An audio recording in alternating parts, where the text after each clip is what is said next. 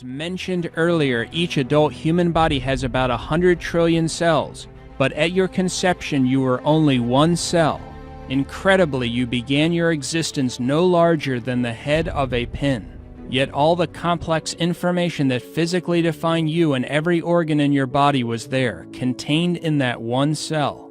Within 1 month of your conception, your eyes, ears, and lungs developed. Billions of new cells formed and your size increased by over 10,000 times.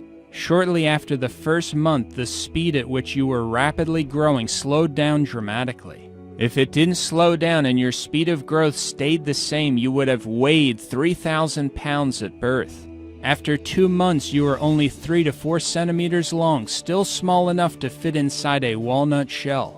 There is no evolutionary explanation for the incredible complexity involved in conception and birth, or even a reason for reproduction itself.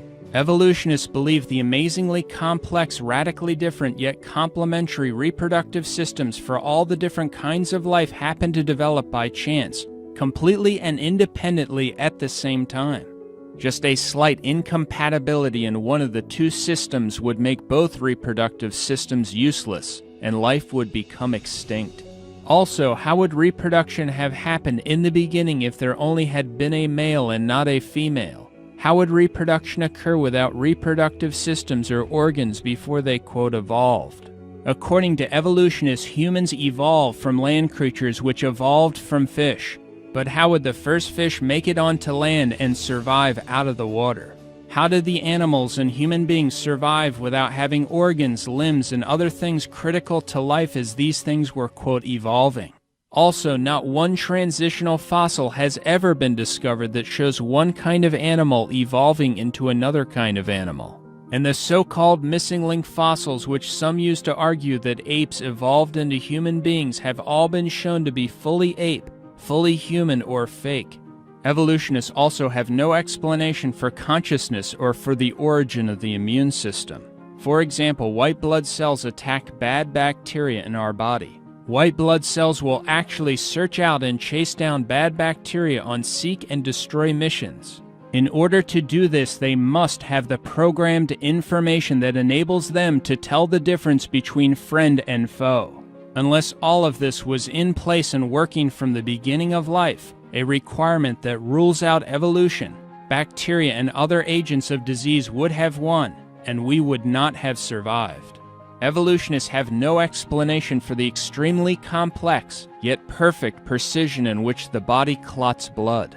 Disaster can happen if blood doesn't clot at the proper time or in the proper place. If blood were to start clotting in the wrong place, for example in your lung or in your brain, you could die. If blood began to clot too long after too much blood had drained or didn't cover the entire cut, you could die. If the blood clotting isn't restricted to the cut area alone, your entire blood system could solidify. Evolution has no explanation for blood clotting. For how would your body automatically know when and where to start the blood clotting process unless there is intelligent internal information to guide it?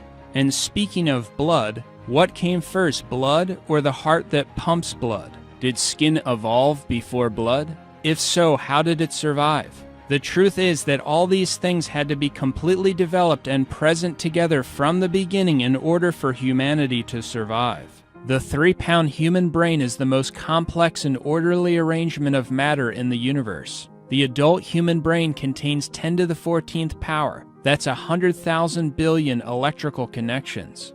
That's more than all the electrical connections and all the electrical appliances in the world. On the back of your eyeball is the retina. It is less than 1 square inch, yet that 1 square inch contains over 137 million light-sensitive cells, all of which are wired to the brain. The human eye can heal itself and is self-cleaning.